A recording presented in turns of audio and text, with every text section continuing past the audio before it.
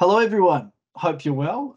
We've got a really exciting webinar coming to you today. This is the last one we're running this year, so make the most of it. But we will be back in the new year with some great guests as well. But I feel like we've got one of the highlights of the year for me, bit of a superstar in the world of learning in New Zealand, Nish Pai. And Nish is the head of capability and organisational development at Mitre. Nish, welcome.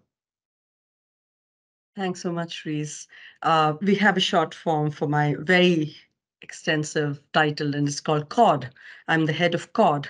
And if Right. anyone confuses that with God, I will take that too. So if I accidentally call you God during this call, that's going to be absolutely I fine. answer to that these days. I love it. Oh, Somebody accidentally misunderstood it as God, and I was like, yes, yes, yes, that's exactly what I want you to know about me. fantastic. Hey, thanks again for joining us, Nish. I know so many people on the call today are so excited to hear from you. You're a pretty well-connected person in the learning industry from what we can see. When we put your name out there, the spots on this webinar went like hotcakes. So it's clear Thank you. It's very you've sweet. touched a few people through the industry during your time and work with a few folks across New Zealand and maybe further afield as well. I think New Zealand has been very kind to me. This is my 7th year Mm-hmm. in New Zealand, and I've never felt out of place. And that I think in itself is a unique feeling. Yeah, yeah. So to be accepted by an industry so easily has been quite a blessing. Awesome, fabulous. Hey, well, you think you've come along today to talk about building a culture of learning at Mitre. In fact, this is your life.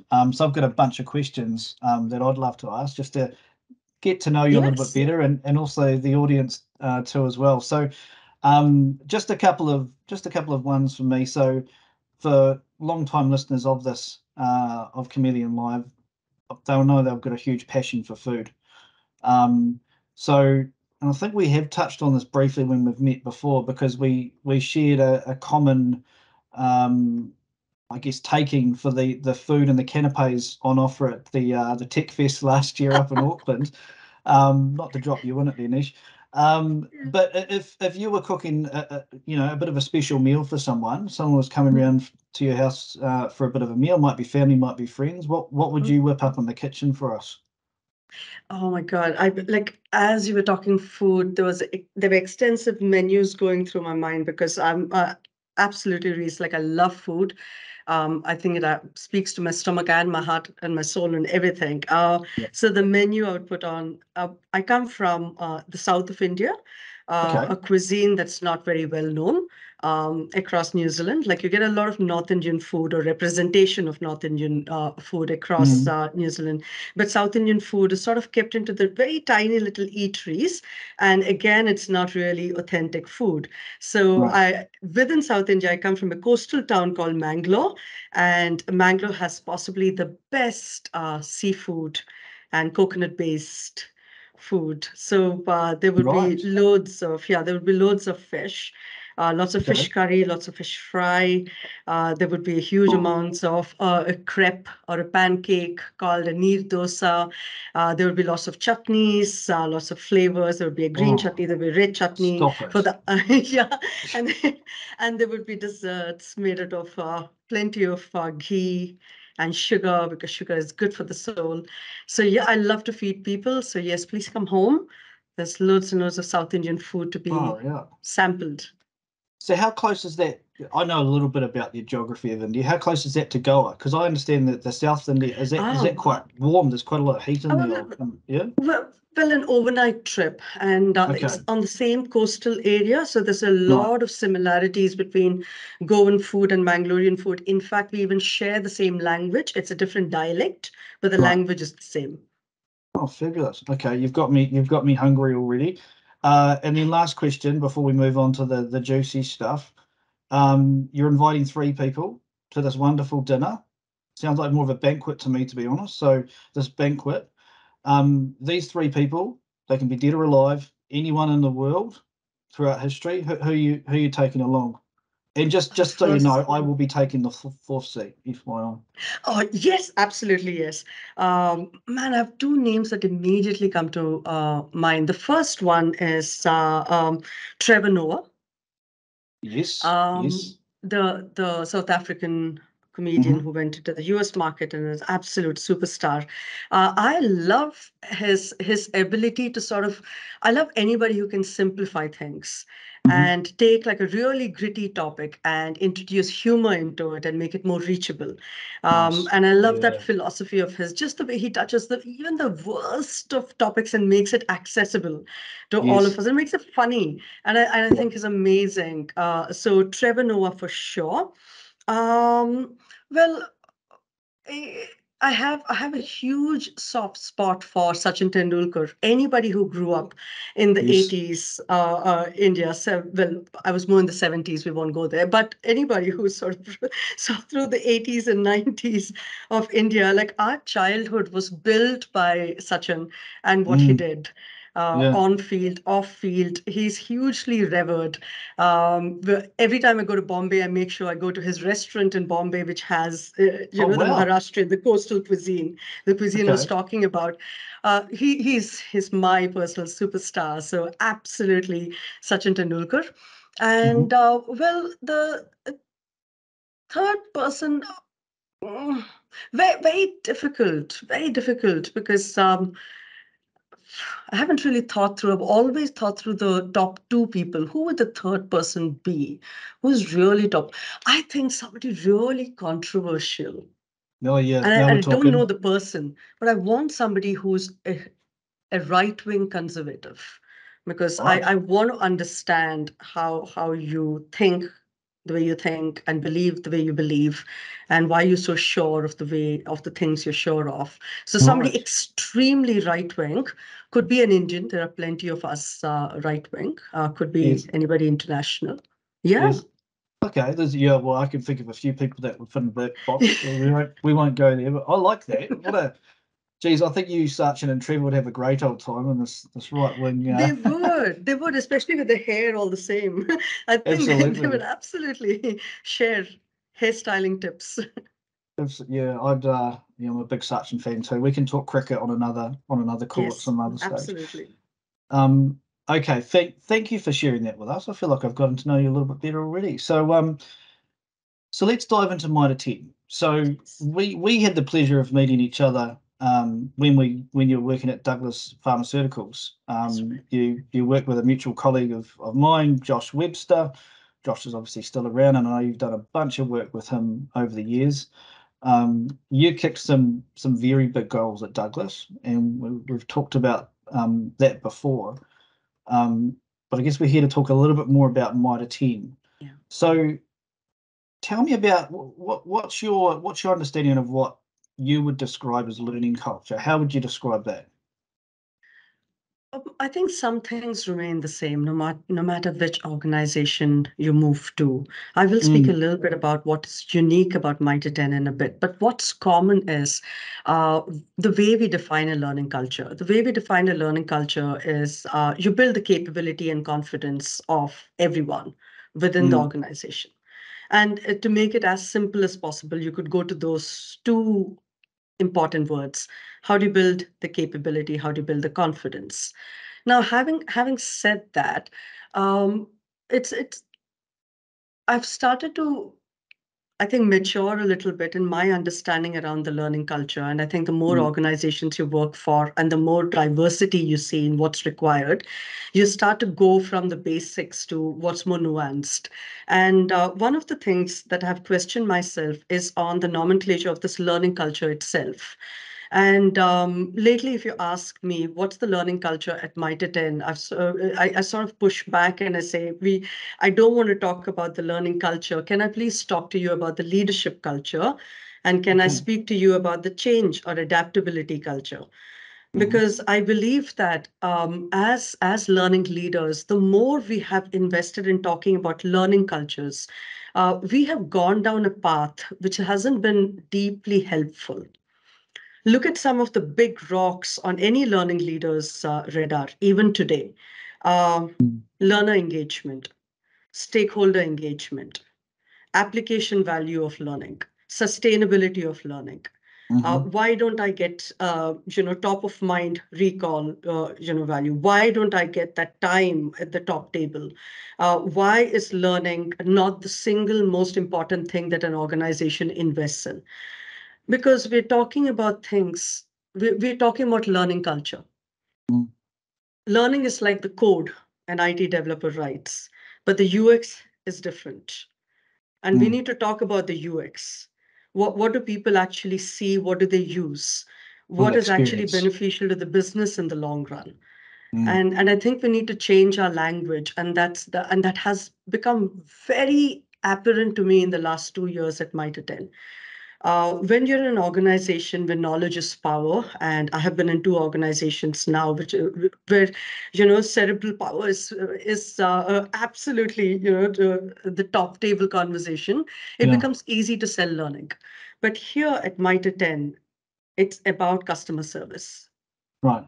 You have, and especially when I joined at the peak of second COVID. So I joined within 2 weeks, we went into the second COVID lockdown. I was cut off from the stores for 7 months. I couldn't visit any of the stores. I couldn't do any of my stakeholder management. Gave me enough time to learn about the business and put on my listening ears. And this is what I heard. What I heard is right now we need speed to competence, because at peak of COVID, we had 40% attrition at our stores. Wow. That's across the board. And across, like, that's an average. And there were some stores that suffered more than the others. And I'm talking regional stores suffered a lot because they have a small pool of talent, and that talent doesn't want to work in retail anymore. Now, why was that? It could be because of travel to the organization, the job that they had to do facing customers, or because the customers got more violent and aggressive during that time. So suddenly we had a 40% attrition. So onboarding induction was really difficult for our team. So I had to build speed to competence as one of the key deliverables. And the second thing that was happening during that time was we had a huge transformation project that had initiated called Program One. If you have heard about it in the industry, we're replacing all our legacy systems with SAP. Think black screen, blue screen, paper-based, everything going digital and online, huge opportunity. So suddenly we were not talking learning culture anymore. We were talking what's our people's ability to change at a daily pace almost. Are you able to let go of all the knowledge you've built over the years and everybody go to the same starting point? There is no hierarchy of I know more. I've been on the system for 10 years. We're all back at novice level. Wow. And we had to have leaders who were mature enough to lead that change, while being optimistic ambassadors. You were not in a change that you had control over sometimes. You were receiving something that had been designed by a huge number of consultants in the background, huge number of SMEs in the background. And you received this information. How did you then sell the information to your teams? And so we had to train for other things. We had to train for really resilient leadership. And we had to train for adaptability. And suddenly we were not talking the same things. We were not talking about learning anymore. We were talking about performance. We were talking about retention of talent. We were talking about succession planning. And so the learning culture over here is very down to earth. It's very much reliant on, I have a shop floor person who's got 5 minutes to dedicate to learning because they've got 500 customers waiting for them. How do I switch the game around? They don't have access to sometimes even tablets or mobile phones. So I came in hot and heavy with the digital agenda.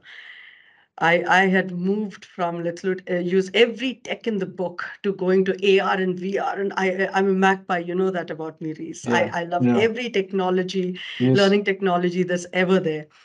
And I had to go back to how do we meet people where they are today? And then it's a massive challenge. Because we're talking, just for some numbers, quick, off the cuff, and they may have changed slightly, but 84 stores, 8,400 employees, give or take. Yeah. That's a big challenge. And that 8,400 fluctuates up and down based on your seasonal hires. Okay. And at this point of time, we're at a space where it will increase dramatically to get us through the busy period, almost till Jan 15th. So the numbers will change. And to add to that, we have what we call a support center here in Auckland, and we have 500 people. Wow. It's a big old operation. And so I know from, we've had a number of really awesome discussions over the last few years and spent some really nice time together. And I know, and I can sense it through this discussion already, the passion, the energy you bring to it. But how did you navigate through that? Like coming in fresh to an organization, trying to drive a pretty significant change. Yeah. And I'm assuming you had some allies already. I'm guessing. Yeah. But I'm sure there were some detractors as well, or people pushing back, thinking, "Hey, hugely." Yeah. But that's par for the course. Like, I think the first things, if we can talk about, what does work in a hugely transformational space such as this. Number one is, as I said before, your listening ears. And I think we as learning professionals need to get better at the listening game. Okay. Yes, we know what we know, but there is so much we don't know. And this proximity to the business needs, the business value creation, that is something we need to get better at. We keep talking about, I hear so many of us talking about it, and not because, we do have metrics to prove. We talk about how many bumps on seat, how much time did people spend in learning. I did so many workshops. We created this many facilitator guides, but those are not the metrics the business cares about. We are trying to prove a space that we have value, that we matter. And we're trying to create more and more and more time, whereas the business is saying, how much can you do in a shorter time? So I think to put on the learning years and to figure out the business metrics. So I spent a lot of time with the senior leaders across at the support center who drive a lot of our strategic initiatives, getting across the 9 strategic initiatives. And what does it mean? Why this? Why now? And what's the knowledge, skill, and behavior that you're trying to get to? Talk outcomes, talk impact. So that was the first thing I had to get my head around, because if I have to lead a team down the new path, then I need to be really clear about what the end game is.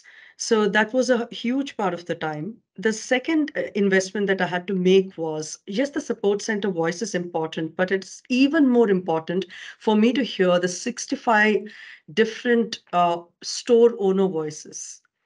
Wow. Yeah, And they're that's a big group in itself, right? It's a big group. I keep joking that we're 66. I have 66 bosses.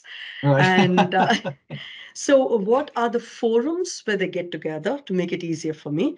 Where are the forums that they represent, where I can go and have conversations and be challenged and be ready for the challenge of don't waste my time in, but turn up for. So what are they presenting on the table? We actually, me and my learning manager, we spent a fair amount of time, 6 months almost, doing a listening exercise, because we had to do our persona mapping. We had to figure out who our people were. So we went around 42 stores out of the 84, and we said, let's do a 50%, interview approach, because if we are not aware of, no matter how many years we put into this game, we will not hit the right outcomes. So we did our homework up front. We went into the store, spoke to as many leaders, as many shop floor people. And at the same time, I had my industry network, and Reese, as you mentioned, I've been lucky enough to have people who shared freely with me their subject matter expertise, their knowledge, what's worked for them, what's not. We have such beautiful conferences all over New Zealand where people share their case studies, their stories. And so I listen to, because I think a learning person's job is also just not to look inward, but to bring the outside in.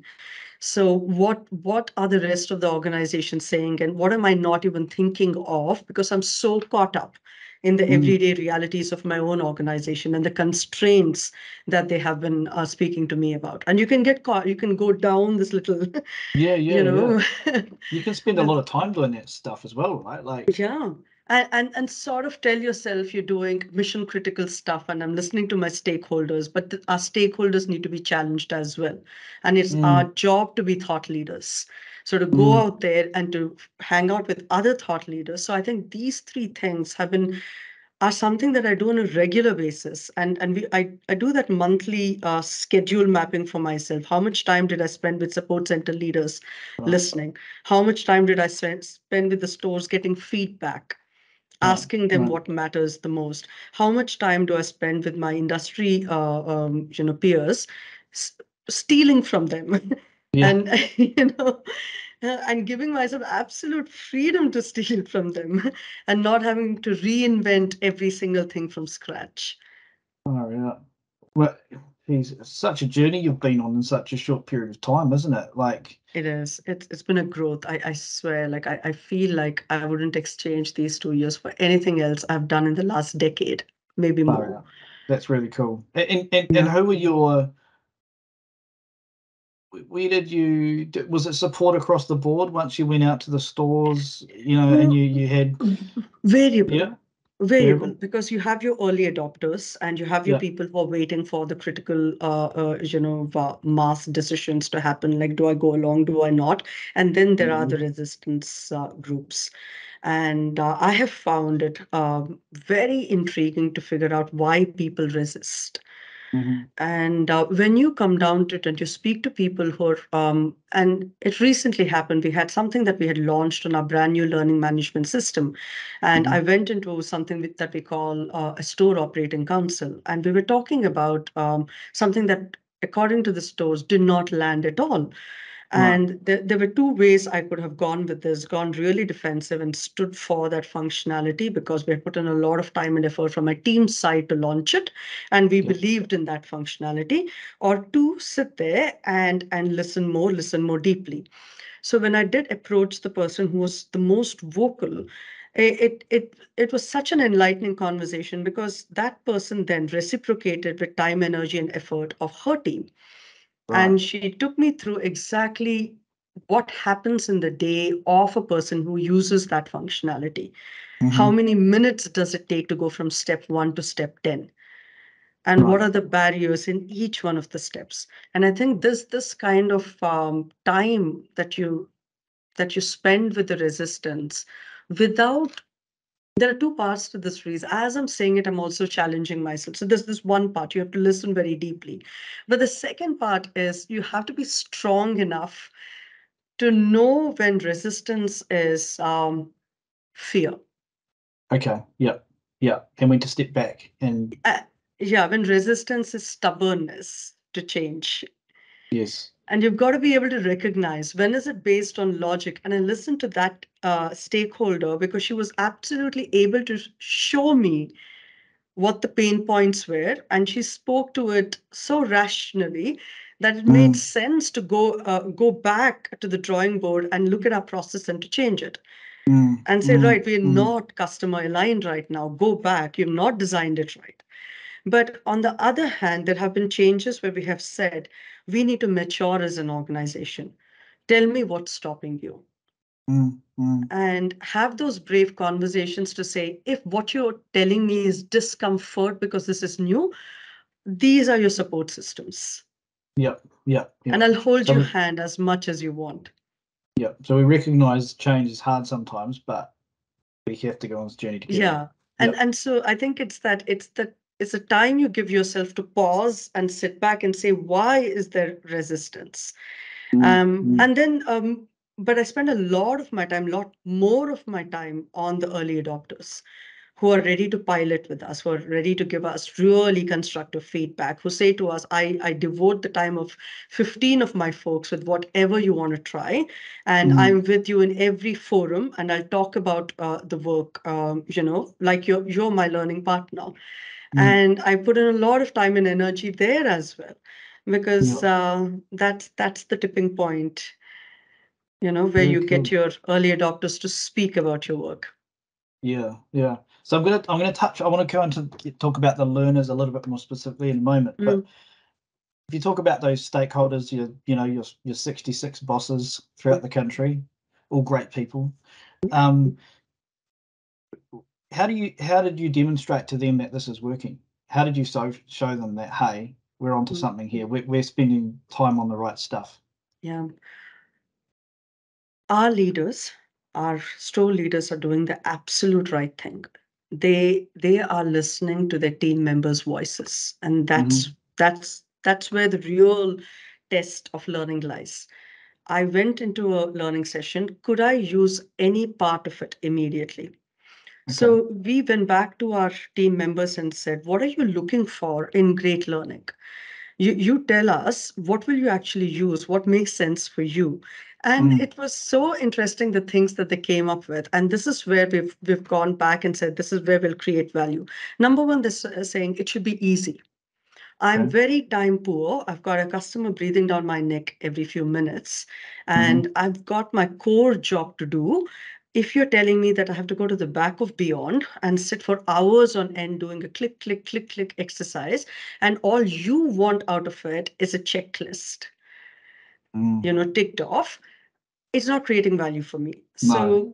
So what is that easy in terms of time? How do we cut down the amount of time in learning? Access.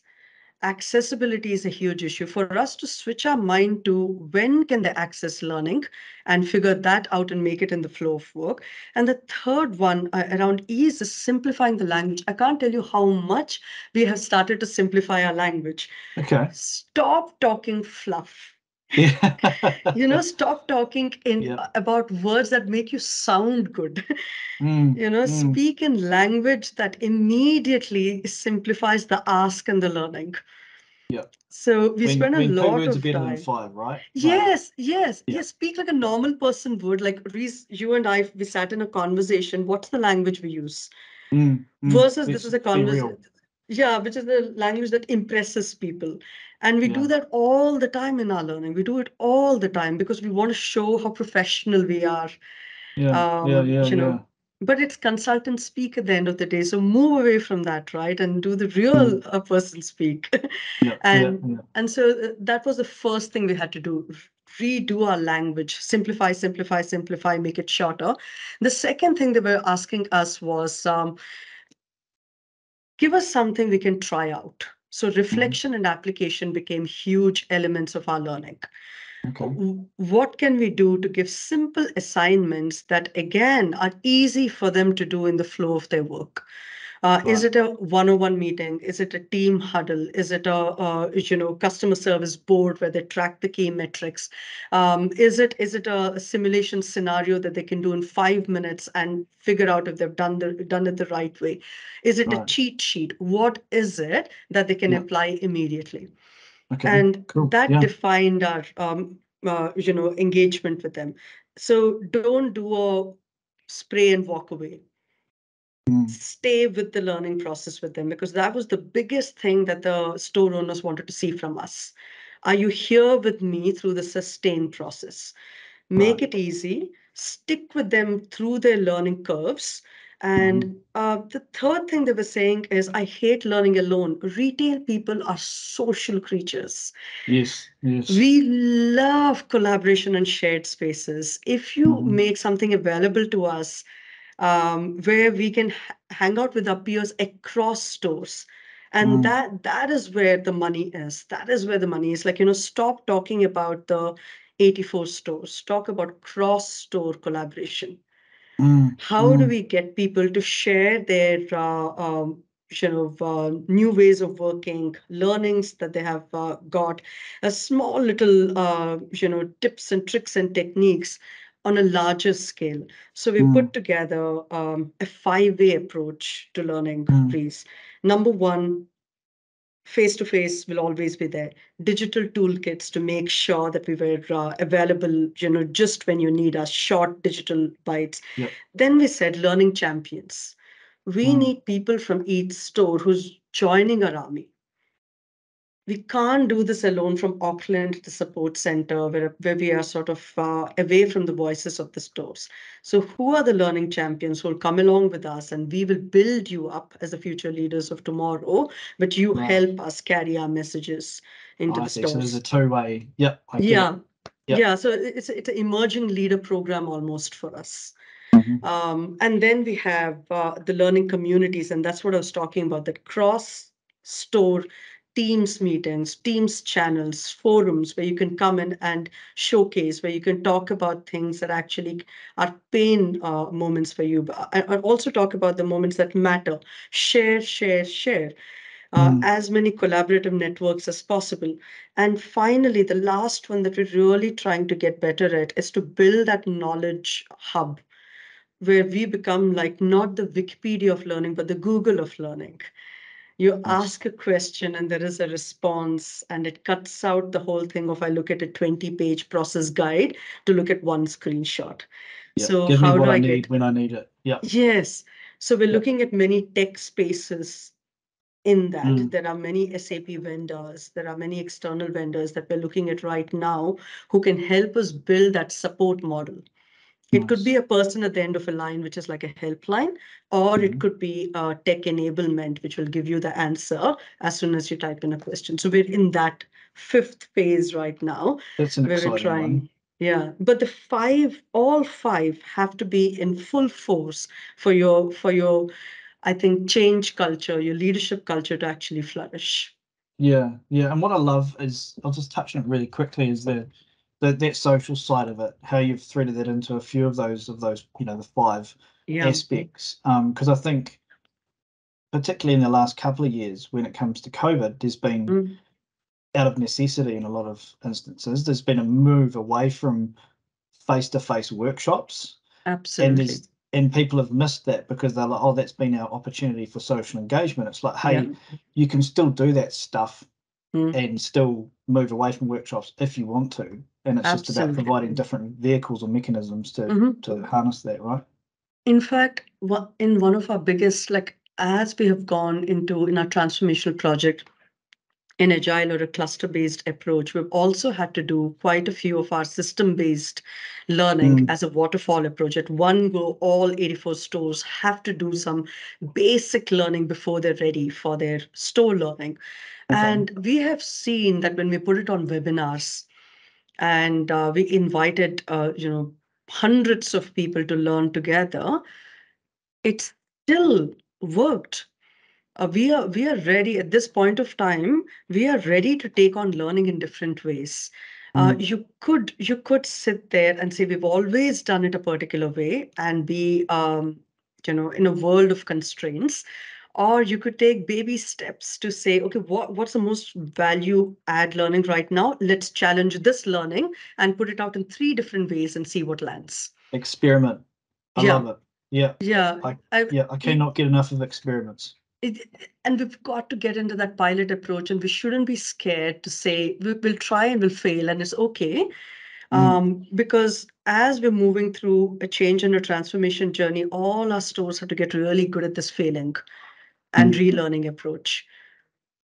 Otherwise, I think we'll be in a world of pain. Oh, for sure. Well, yeah, I completely agree. And retail is changing in so many ways, right? Yeah, Because it's been abs- challenged by multiple different fronts. absolutely. Um, so something I think, without putting words in your mouth, I think we're both fairly passionate about is learner engagement That's right. and creating Yeah. experiences that folks Mm, enjoy and they have fun. yeah, How have absolutely. you built that into some of the experiences you folks have built and created? Um, I mean, I will talk about the two stock standard things in our toolkit that we absolutely employ, but there is a third one that decides learner engagement, and I'll focus a little bit more time on it. The one is you're absolutely right about the face-to-face element. Hmm. As I said, our retail people are hugely community-based, collaboration-based people. So to give that space, we have taken an approach and all of our learning to go regional based. So we can't go all 85 stores in one space. It's difficult, but we Yep. can go regional clusters. And Mm-hmm. that way you can learn from who we call the sister stores. Mm-hmm. So Mm-hmm. we have looked at that face-to-face approach where you're not just sitting and sort of listening to the thoughts of your own people that you've heard long enough at the stores. You're getting a bit challenged by the sister stores within the region. The workshops have gotten a lot shorter. They are, we maintain 80-20, 80% interaction, 20% theorizing. Because Right. again, as learners, we're very do stuff learners. Yeah. Yeah. Yeah. So we get them to do stuff and then share back the learning. And there's a constant back and forth that we have. Mm-hmm. The other part of it is the digital toolkit, where we have both the push and the pull. So we Mm-hmm. have looked at a learning management system that allows for both these approaches to come to life. We Okay. will push out certain learning because it's mission critical. You can't get away from that learning, but we'll also create huge spaces of pick what you will, Okay. collections of learning that you can pick up Mm-hmm. that you believe will enhance your succession through the organization's Yeah. plan as well. So that's the second bit. But the third bit, and I keep talking to my team about this, have you won over the hearts of your leaders? Because all learner engagement, like I've faced this for so many years of my life. Like, we get people into our learning sessions. We're able to create a safe space, an engaged space, a confident space, and everybody's buzz, buzz, buzz, buzz, buzz. They go back to the shop floor, they go back to operations, and they try something new. And then the leader says, "Oh, that's total bullshit. That's not how we do things." Yeah. you know, this is how we do things. Go back. And Yep. there is nothing more demotivating Mm. than lack of leadership support for a Mm. learning experimentation. And as I said to you, a large part of our learning is reflection and application. That means I need to have the okay from my immediate people leader to be able to go and try something new. On the job. And if I get it wrong and there's, not so positive feedback about it, you will say, it's all right. Let's Mm. figure out based on what you've been taught. Tell me where you think you went wrong. Okay, try it again now. Mm. And so I know that in terms of time, it sounds counterintuitive, Reese, but it's so important for us to preload this leader buy-in. Right. Okay. For many of our initiatives, till it becomes a normal way of life. As we're building our new vision and our new credibility, one thing that we do quite obsessively is speak to our senior leaders. Let's say you have your frontline staff coming in. Mm-hmm. Their people leaders are the first people we take the learning through. Okay. And we talk to them a lot about the why of what we're building. We get their feedback about how it should be tweaked in a manner that's helpful. Mm-hmm. Talk to me about your store examples, your store analogies, your store history, and we will make this more realistic. We Right. engage them, they collaborate with us, they build with us. And so when the learning lands with the frontline staff, we make it very clear who the contributors are. Okay. We spoke to X, Y, and Z. It makes it more palatable to the end learner, Mm. but it also gives them the okay to go back to their leaders and say, "Oh, I heard you built this with the learning team." Reinforces that connection straight The away. Yeah. connection. And then we supply our leaders with what I call conversational tools. Right. At the heart of all our learning is the philosophy of we're about powerful conversations. Mm-hmm. Conversations are the only way we will move forward and get what we call the learning culture, a safe space to improve, a safe space to share ideas, a safe space to challenge us. That is the only way, powerful conversations. It's Mm. in our gift to make these powerful conversations happen. So we provide all our leaders with these, they have gone through this workshop. Ask them these three questions when they come into your next 101. Don't have a 101, go put in a 101 within the next 7 days. Right. Right. And so we're doing two things now. We're improving your leadership culture, and we're getting a technical system process-based learning Mm. embedded within the learner. So we really focus on developing our leadership skills. So what's an To example? Can you share an example of one of those Yeah, conversations absolutely. I'll just go quickly? back to Yeah. one of our programs that's run through a year of experimentation. Frontline leadership. Frontline leadership is a very important one, and every conference I go to, every organization presents on frontline leaders Mm, because that is the biggest pain area. We sort of promote people and then we don't give them the tools of success, and then they come up with their own workarounds, and we wonder why so many people leave a new leaders team. mm, Why do new leaders hide in the back room and do what they always did? So we said, right, frontline leaders, there were a couple of things that we tried. Number one, we put our feelers out and we said, we want to develop this program, but in conjunction with a store where this is a big pain. A mhm. store put their hand up and the store owner said, you got my time, you got my energy, and God bless you, I'll give you feedback. And so we Nice. built this program together with them, Yeah, from scratch. We yeah. piloted over 17 weeks. We Wow. went by, so we had a 3-hour workshop followed by an assignment that they had to do, and then a learning circle, and then action plan. And then we went back and back and back and back and back, and we looped and looped and looped, and we got to 5 modules. And before every module, I spent an hour with all the senior leaders in that store, taking them through the PowerPoint slide deck and why we built what we built, taking care of them, taking down all their notes and then refining till we were crystal clear what would Right. happen in the workshop, getting the learner feedback, refining again, Wow. going into the learning circles and refining again, and then being able to report back on, does this land? Wow. And It's a pretty robust process, isn't it? I can see it's an why it's. extensive exercise that requires patience Mm, because we are building something for sustainability. We are building something for value. If you're doing something which is just a one off, I had 6 hours to kill, I have to tell people I did learning, I have to just throw people into a workshop because I need to check off some kind of a scorecard, go ahead. I won't do any of these. But mm, if you want to really get into the business of growing your people, and mm, you want to talk about capability and confidence, guess what? It takes your time and my time. And are you willing to invest in that? mm, And mm, that's the upfront conversation. And in those, each one of the leader workshops gave back a digital toolkit to them saying, okay, you've just done a workshop on goal setting. mhm. Ask them what is their understanding of a SMART goal. Get them to demonstrate a SMART goal in front of you. Talk to them about how you are currently helping or not helping in setting SMART goals. Have an Right. honest conversation. Talk to them about next steps with their teams. And we give them entire conversation starters around this. And it's seen a huge we've seen a huge change in the way our leaders are approaching Mm, this. And again, early adopters, people who don't care enough, and somewhere people in between who do it a 50-50. mm, But mm. those who do it really well have come back to us and said, what a massive difference. Oh, yeah. Yeah. Yeah. That's pretty awesome feedback, right? Yeah, it's time in things other than workshops Yeah, yeah. that It's sort of actually building leads. because what I'm hearing, like that sort of that longer term vision you've got, you're building almost a learning legacy that will keep giving back as well.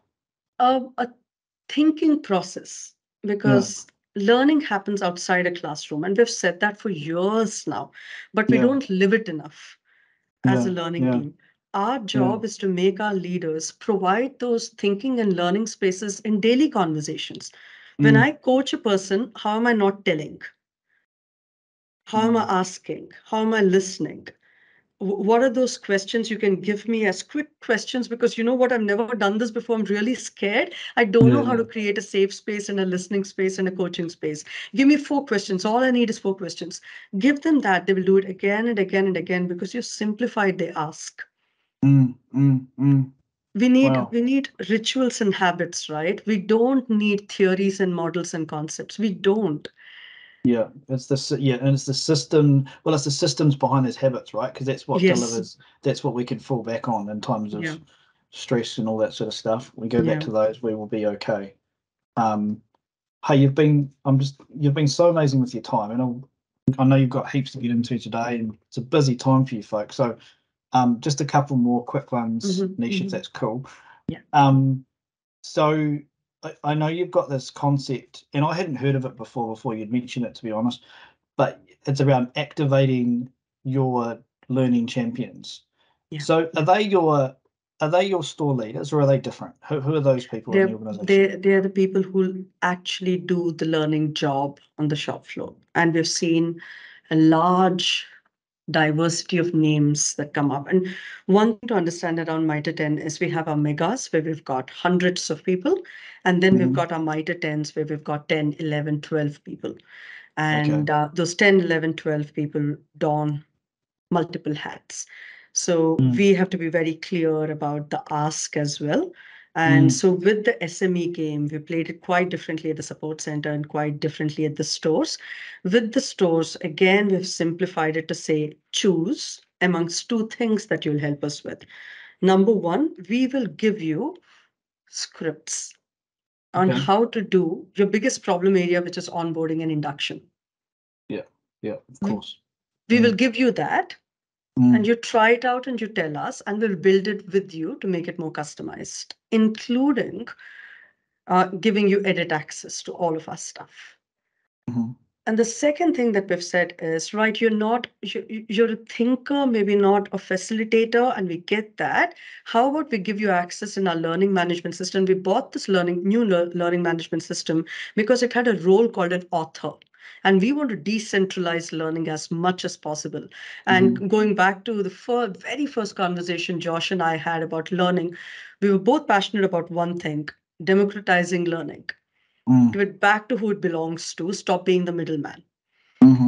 And so we said, right, what your store requires. Why don't I give you an author access, a build access in our learning management system, so you can sort of add your learning as you see is fit.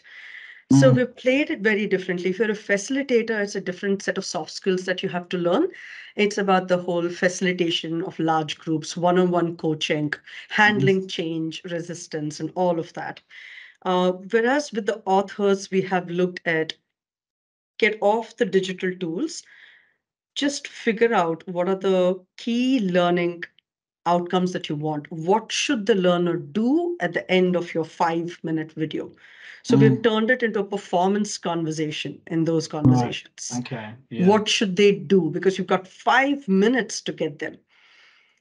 And then focused it on, right, these are the templates, these are the checklists, these are the style guides. And then finally, when they're conversant with what they're drafting as a learning plan, then we introduce the tool to them. And we chose Chameleon as our tool of choice because of the simplicity of Chameleon. And because it's not like the other options out there where you have to be a graphic designer almost. And that won't suit our SME game. So it's a mix of technology and analog conversations. Yeah. And I think when you do, it sounds like as you've gone on that journey, by doing it the way you've done it, it's sort of overcome some of those hurdles that one naturally faces when you're introducing new technology into a company or organization, because you're not focusing just on the tech, right? It's about the processing, the thinking behind it.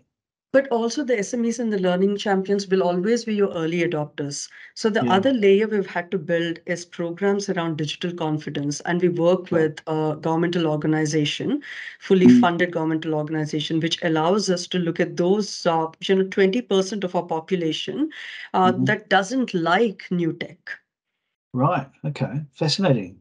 Yeah. So we've got the two ends of the spectrum, and our capability ambition has to be across both. So you can't just look at the learning champions, because then the learning champions are stuck with people who are not even willing to log in. Yeah. And yeah, it's pretty difficult, right? It is. And they shouldn't be given that task. The task is ours from a framework and systems level. And so to work with the IT team to say, right, which are the teams that are uniformly across systems not adapting at a speed that we like? What can we do around it? What's that digital confidence project looking like? And we have built an entire program for Mitre 10, which will help in that space. Right. Can you share any tips on that? Because that's a big, I know we could probably talk for 10 hours about this, but any quick tips around the digital adoption? Outsource it.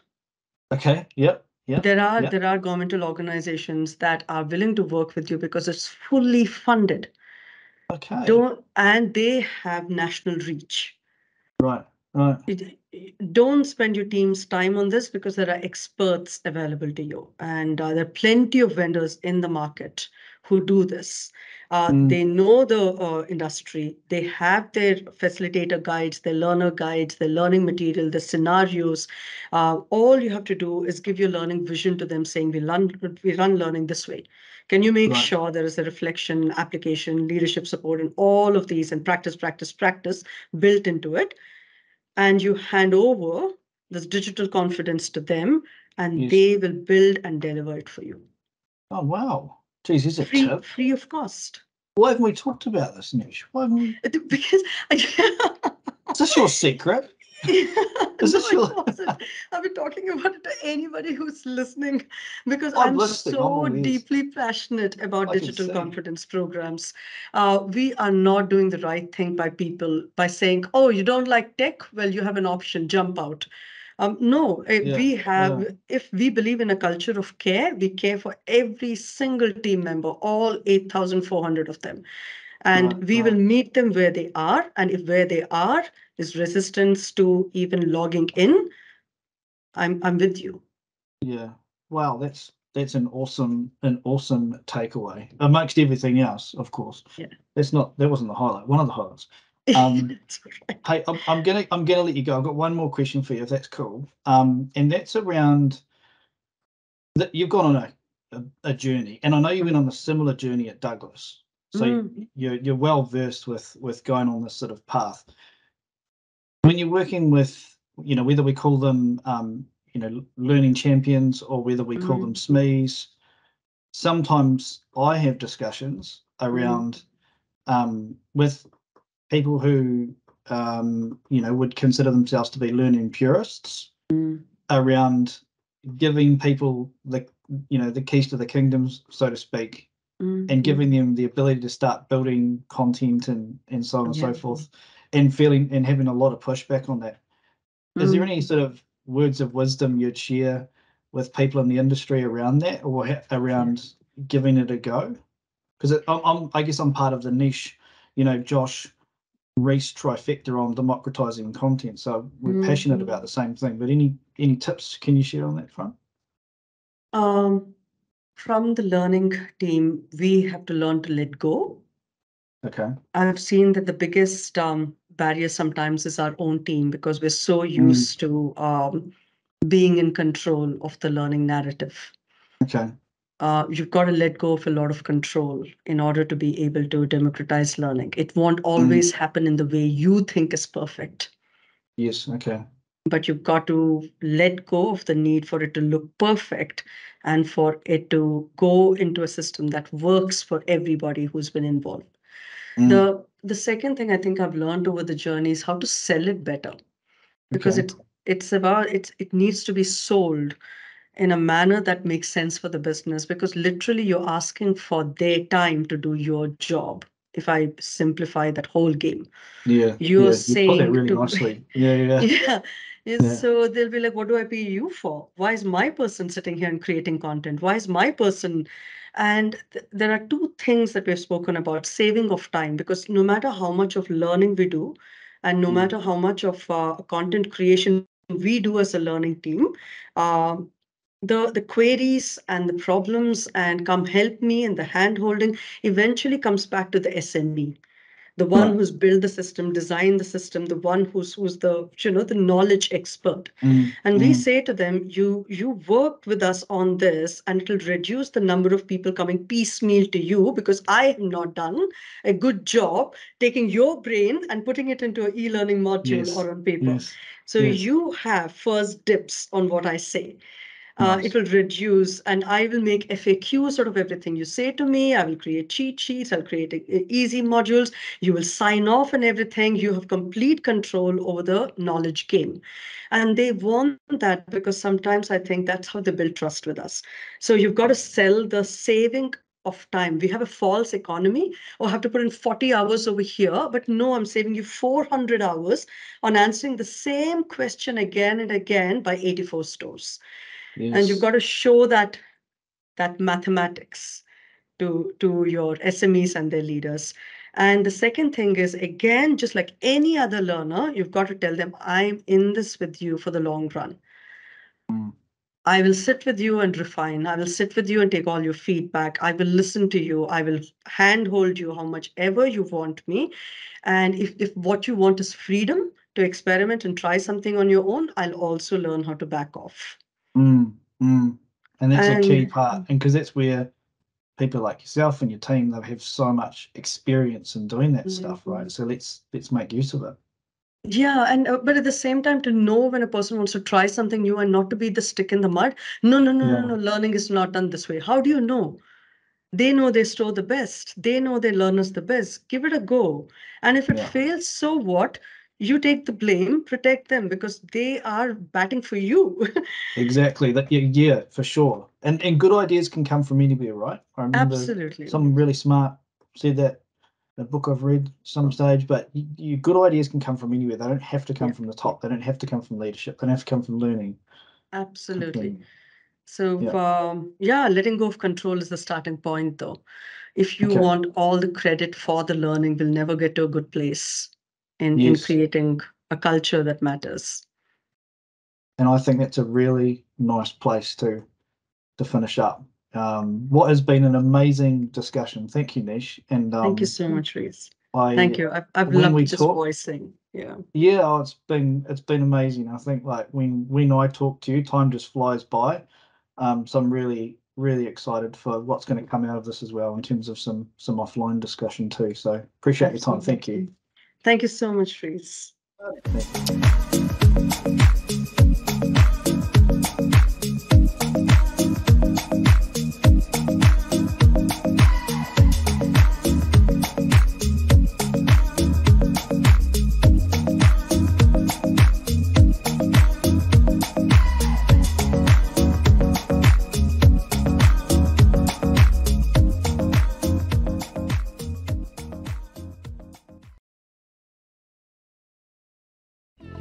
We live in a world where e-learning design tools discourage change and limit your ideas. So courses end up looking the same, where you need specialists to create anything because they're so complicated, and things are built with legacy technology that might not always work. Welcome to Chameleon Creator, the change engine.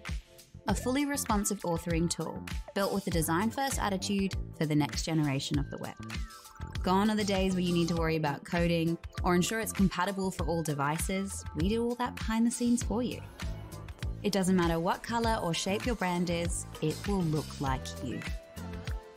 Whether you're new to creating or a seasoned veteran, Chameleon Creator gives everyone the ability to design beautiful, engaging, and accessible digital learning content quickly and easily.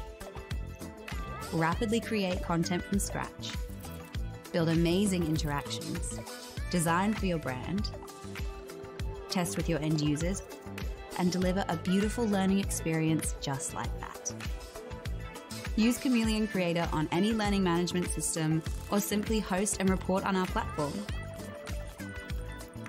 Our easy-to-use, customizable tools will turn you into a change maker and free you up to create positive change in the world. No matter what you're sharing, all over the world, whenever beautiful change happens, Chameleon is there.